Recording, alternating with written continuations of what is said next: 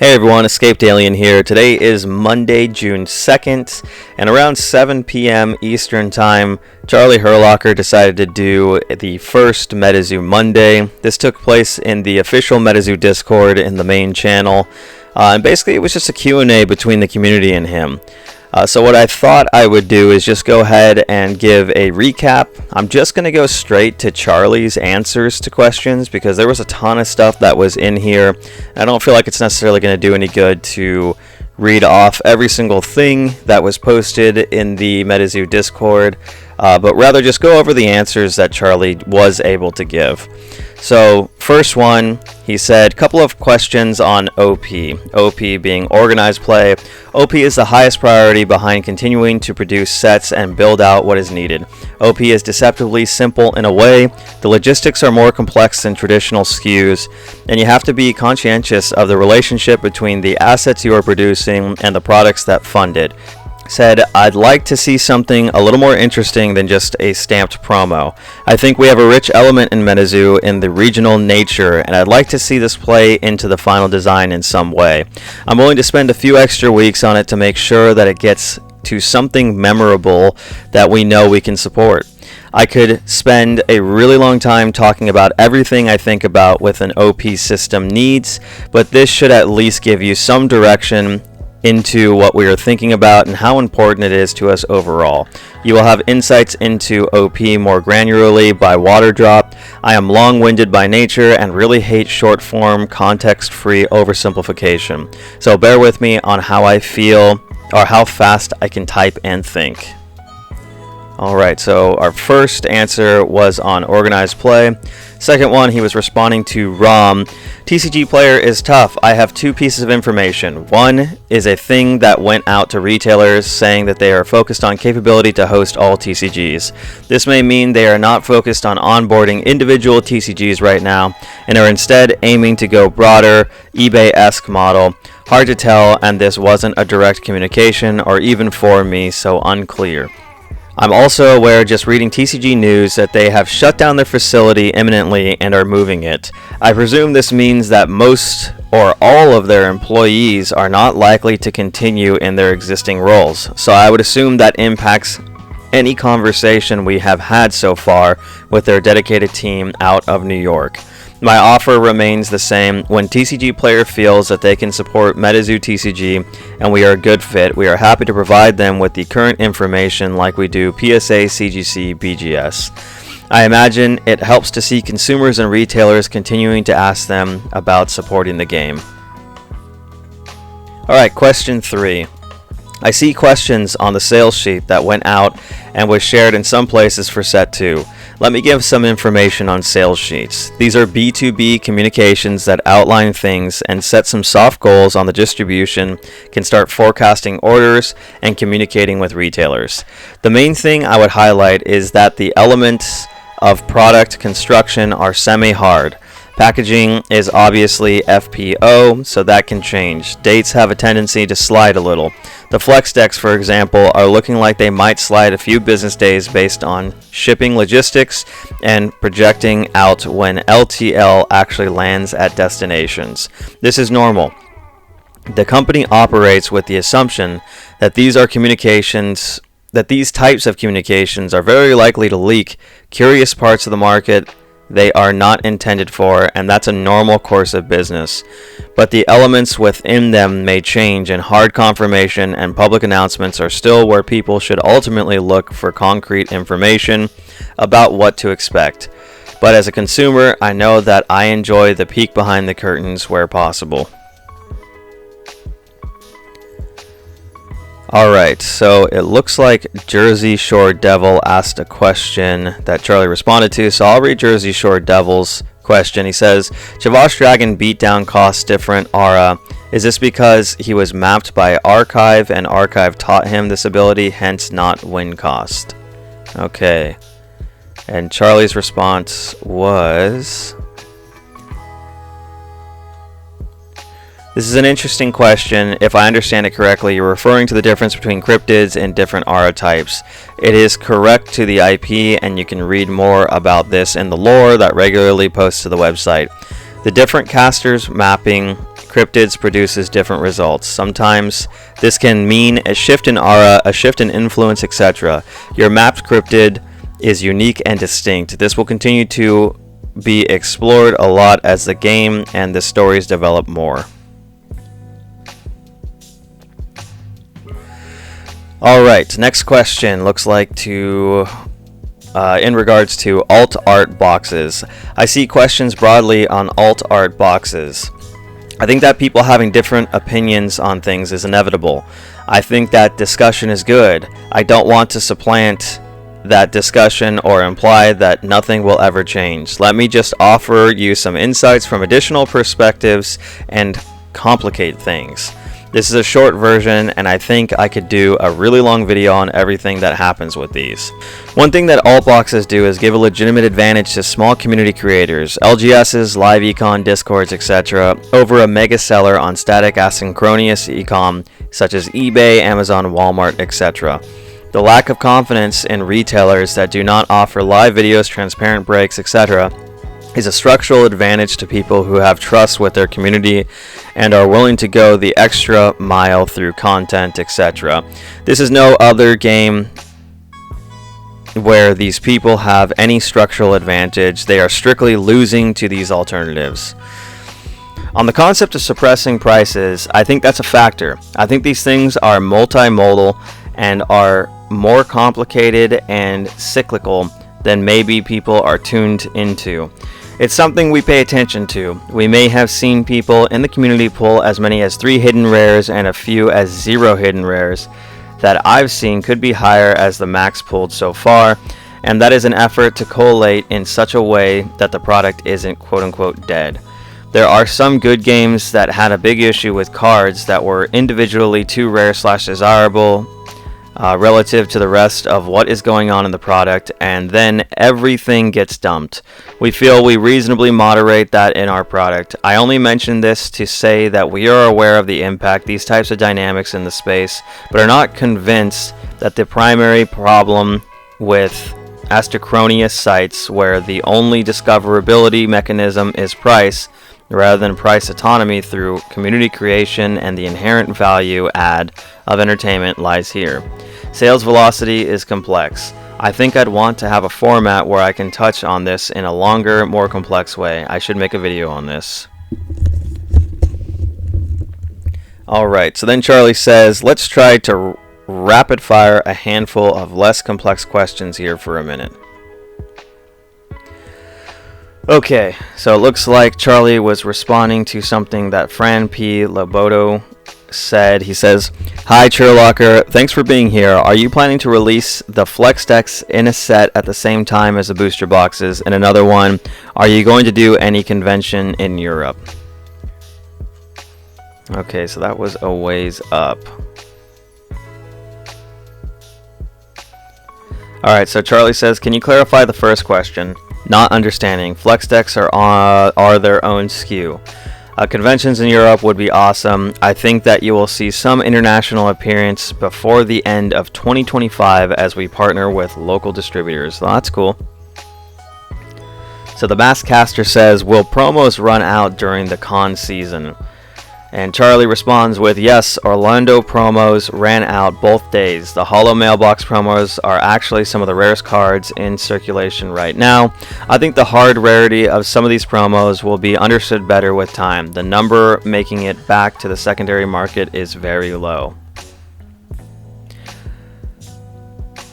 Alright, so we had a question that was answered from XX Savage. And he asked, what are you guys working on in regards to the actual promotion exposure outside of collecticons and streamers? I asked because I think this is one of the biggest failures of Old Zoo. They literally did almost no marketing except for a Times Square billboard. Okay, and Charlie says, a lot of people have a lot of ideas about what is and is not marketing.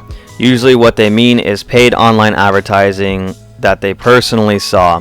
We are doing a lot of marketing, especially on a global basis. It is hard to make generic advertising effective for the new product because there is still a lot of infrastructure work to do to improve SEO to cleanly land on new for sale product, and the ROI on generic advertising is not strong enough to support a ton of brand dilution into the previous products, so this specific lever is challenging. I think that you will see a significant increase in the range of visible online marketing and promotion throughout the next couple of months leading into water relative to the month leading into base set. Okay, so we had a question from XIL. Can we get at least a roadmap for the rest of the year to kind of be able to see what to expect? OP is great, and having something when water drops would be amazing, but about other core sets, structure decks, etc.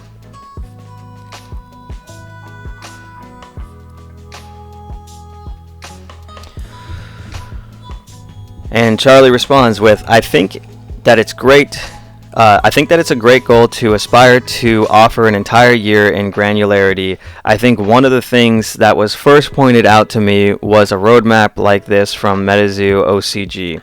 Importantly, every single item on that entire roadmap except for 2 things didn't happen. My goal is to make sure we release information responsibly.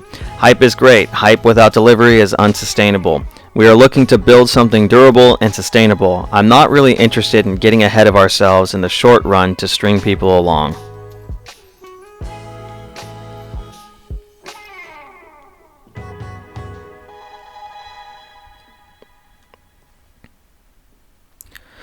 Alright, so James, it looks like he was saying something to somebody, said, you spend a lot of time here for being a hater. Hurlocker responds with, one of the things that I am proud of is that I think negativity in general has reduced tenfold from, say, 3 months ago. I'm not here to piece through what negativity is valid, warranted, deserved, etc. But on the whole, the game needs a community that people actually want to spend time in.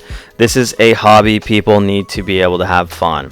I think that even constructive criticism delivered in the wrong way or at the wrong time can be bad. Just like great news about saving money on your car insurance is not best delivered to someone just admitted to the ER. I hope that we continue to make the identity of hating on Metazoo as a lifestyle dated and out of fashion. I hope that awesome, committed fans and content creators that we have in the community have the introspection to know when they're making a video about what they want to see out of the game they love, and when they're spending so much time complaining that they are no longer fun to spend time with. At different points in my life with TCGs, I've been on the right and wrong side of this fence. It's a generally maturing thing and probably applies to everything, not just TCGs. But TCGs are a microcosm of all life, something we do together. Hopefully we can find that it's more fun than other things at the end of the day. Doing my best to contribute to that goal. Smiley face. Alright, so we have a question from Desi that was answered. Hey Charlie, I have opened 4 booster boxes so far with my kids here in Australia. Been a really enjoyable experience so far, and they love the cards. The pull rates feel rewarding, the variety of cards is really noticeable, feels like effort was put in to prevent batching, which is appreciated. I feel like I can have a chance to complete the set minus hidden rares, which is a welcome challenge to the Pokemon of late. Hidden rares seem too rare in my opinion. I have opened 4 booster boxes and not seen one. Secondary market prices are too high for me to justify picking them up as singles. Seeing how many boxes NSP open before seeing a hidden rare puts me off opening anymore. The pack price also feels high, to be honest. I'm torn on it though, as I do feel really rewarding to open. It does feel really rewarding to open in comparison to Pokemon, for example. If it was a bit cheaper, I do know I would still be buying boxes instead of moving singles to finish my set. Sorry for the wall of text. And Charlie responds to Desi with, that's a bummer to hear. Sounds like maybe mixed goals. You opened it with your kids and had an awesome time and felt good about the experience. I'd encourage you to dwell on that. As far as the industry goes, our cards are pretty standard for rarity schemes. Moving on to buying singles once you've opened some boxes is healthy and natural. And sometimes a master set is in the budget, sometimes it's just seeing what you get and making some fun decks with the fam. Wherever you land, I appreciate you trying out the product. I hope that you'll enjoy some of the other things that come out with your family as well. The Flex decks might be a great choice. It's a deck that is affordable, comes with some packs, and can be shared and played with people in different ways. The exclusive contents are not blind, so you can enjoy completing the set with a flat dollar amount that you can predict. Alright, so a question from Frostbite was answered. Hurlocker, do you ever think, what the hell did I get myself into with Metazoo? And Charlie responds to Frostbite Labs with, not so much. I think things so far make a lot of sense and are generally on track. It's a ton of work and there's a lot more to do, but I still really look forward to continuing to do it. I believe that the concept of Metazoo is fundamentally great. The execution is challenging, and TCGs in general are super duper punishing until you get to a stable state that you can build on in a big way. The question is always going to come down to how well the IP resonates on a global basis. The rest is just staying alive while that proliferates and building a net capable of catching fish. I'm comfortable with where we are. I think that we will see progress in the next 6 months that is as radical as the last 6 months. This excites me and gets me out of bed in the morning. Alright, Seafart asks, will there be more variety in rarity types moving forward other than what there currently is? And Charlie responds to Seafart with, yes, there will be variety in the rarity types in the future.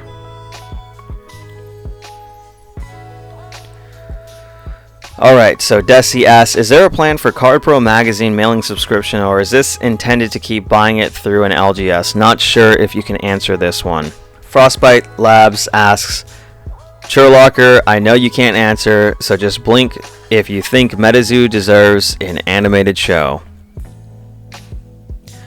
And Charlie responds to Frostbite Labs with, I would love an animated show for Metazoo. In a fixed pool where dollars are spent on marketing as a zero-sum game, I think is really important to make the right show at the right time. The IP could make something awesome. It's a lot easier to make something than to make something awesome. The costs of an animation are dramatically decreasing and there's a lot of promise on the horizon, but I think that if we made a show right now instead of focusing on the proven fundamentals of distribution, conventions, OP, etc., it would be a mistake. The future wide open. I think the mechanic of mapping now make for a cool video game mechanic too. Cardio Chris asks, why are we not asking the right questions? Hurlocker business card promo when? And Charlie responds with, ha ha ha, this does bring up a good question. I generally prefer that assets, printing, art, play, etc. be applied to cards that people can get in some shape or form by participating in standard ways in the game. The dream should be alive. I can be the best at play, I can open a pack and get a rare card. Not a huge fan of stuff that falls outside of those parameters, especially not super duper rare stuff. For example, printing J Balvin's face on a card and only giving it to him is super lame if you have a TCG and promote collecting them all. That kind of thing. Alright, so we have a question from James Jams 24. Can you share some part of the future plans y'all have that isn't currently being done by the mainstream TCGs and would be unique to Metazoo? For instance, I thought the convention packs and trading the dupes was a really cool, unique idea. And Charlie responds to James Jams with, well, I'm not ready to spoil any particular product. I just want to point out that every single thing we have done has had considerable innovation in it. Flex decks are actually nuts if you break them down. A deck you can just play or split in half and play with a friend is nuts. The people who made that are very smart people. Convention packs are also awesome. Anyone that hates the over-commercialization of the TCG space should absolutely adore the concept. The entry price to do a set of the base cards is mega affordable. Our goal was to make trading possible again in the human-to-human environment without pulling out TCG player to check prices so you don't come out 35 cents below the next guy. And we succeeded. The atmosphere at the cons was amazing. The base pack is familiar in most ways on the whole, but consistently people are saying that they like the feeling of opening them. That is a combination of small tweaks we made in smart ways that ultimately make a unique composition. I look forward to where that goes. The DNA of going the extra mile to do things better or at least uniquely instead of just doing things is in the company and is not going anywhere. Oh no, we have Arby's collab questions. Alright, so Omega asked the question, I remember when I was a kid and there was this promo going on with Elma chip snacks, like Cheetos, that you got a random mini card inside, and that was what got me into Pokemon back in the day. Something like that to expand awareness of the brand would be super cool down the line, of course. And Charlie responds to Omega with, if you run promotions at Cheetos, hit me up. I'm ready to talk, baby. Alright, Tuffy the Cow Hunter asks, I recently stopped by one of my LGSs and they had no clue about Metazoo even coming back. This is also a local game store to one of the artists.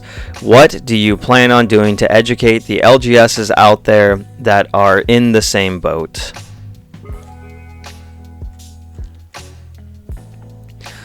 And Charlie responds to Tuffy with, there's a lot to unpack here. First, I'd say that the most important mechanism for informing an LGS is you. An LGS cares infinitely more about what you want to buy than they do about what I want to sell. And in fact, getting product into those stores, if they do not have people who want to buy, is likely detrimental. Getting distribution is not hard. Holding distribution is very hard. And this is the tightrope that TCGs have to walk very carefully. So what have we done? We have looked to broaden distribution and promote wide, not deep sales as much as possible.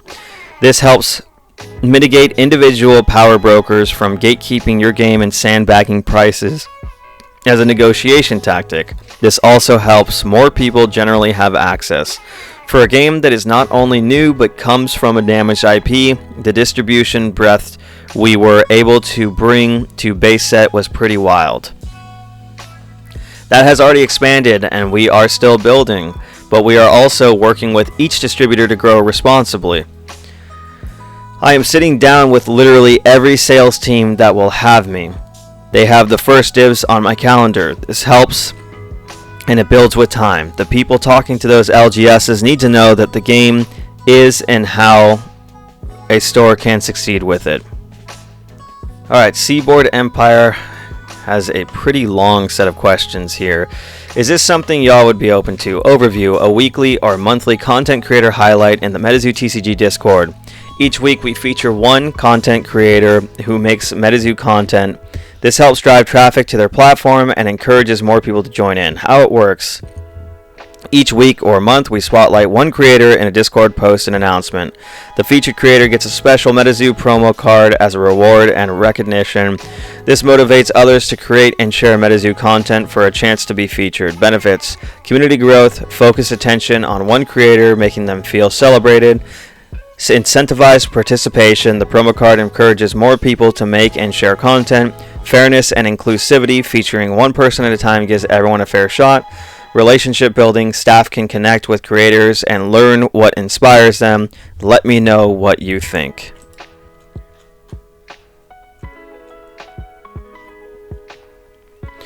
Alright, and Charlie responds to Seaboard Empire with, I like the way you were thinking. We are looking to deepen the relationship between content creators and the brand in ways that are gratifying to the ecosystem.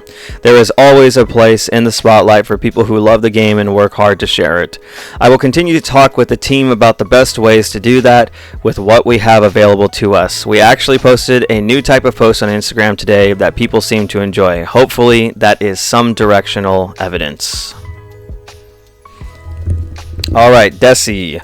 A mail-in system would be cool. Trade in certain cards you get from the packs in return for promo cards or a separate set you can complete. World of Warcraft TCG did something similar with the crafting system, which I wish I got to experience back in the day. Bought most of them off the secondary market in recent years. Charlie responds to Desi, loved WoW TCG, flipping unscratched loot cards to my girlfriend's dad, paid for decks and dates. Good times in my life. What I can offer here is that mail-in redemptions are very complicated and difficult to pull off legally. You're talking about interstate commerce with 50 sets of gambling regulations, and the FTC looks closely at you. Used to be easier when the industry was small and off the radar. That is not the case now. I still like the idea that at some point someone could mail in something to get something, and that would feel nostalgic. But I don't see it as on the immediate horizon, if only because the resources of doing it right away would be so hard on other aspects of the company. Alright, so Cardio Chris said, I want to make an observation before I sign off for the night. Charlie, AMA responses have been absolutely fantastic. The consideration and passion this team brings every day to this brand is obvious. Thrilled to see you at the helm, Charlie. Lakeworth Monster, hidden rare inbound, I'm sure. And Charlie responds with, thanks Chris, I got my first pocket squonk after driving on virtually no sleep all the way to Miami from New York for the game launch. I think those acts of incitement and generosity are the things I like to dwell on. They bring me a lot of hope and they make Magic feel real. Regarding Card Pro, it's a cool project. I want to see it continue to be developed one way or another. Importantly, it's not really a Metazoo product as much as a GQL product, but I think it's really good for the industry for 100 interesting reasons. We had a lot of people tell us that a magazine wouldn't work, and then triple their orders after the initial solicitation. Whether things like that continue is complex, but I see a lot of paths to viability.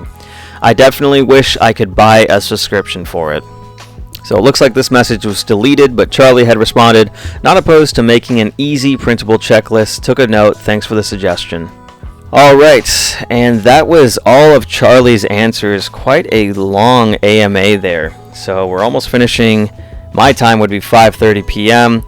and it started about 4 o'clock p.m. my time, which is Pacific Standard Time. So it went about an hour and a half, so that was a decent amount of Q&A there. But Charlie ended the Q&A with, okay, thanks for playing. See you next Monday? ? So it looks like this could possibly be a weekly thing. So hopefully that helped you out. Maybe it saved you some time just getting to listen to all of the answers from Charlie. I know sometimes it's kind of a little overbearing having to read through all of the Discord to get the answers to the questions. But if they do another AMA in the future and you have questions, jump in. It seemed like Charlie was pretty open to answering a lot of the questions, of course, within the bounds of what he can reasonably answer. But I think it was really fun. I think the community enjoyed it. And I think, as Metazoo fans, we kind of get a little antsy when there's not a lot going on. So I think things like this, even if it's not for some kind of crazy announcement, just to reconnect with the community, touch base, I definitely think it's a solid idea. So I'm looking forward to more Metazoo Mondays in the future. Anyways, this has been Escaped Alien. I appreciate you guys stopping by, and I will see you guys next time. Peace.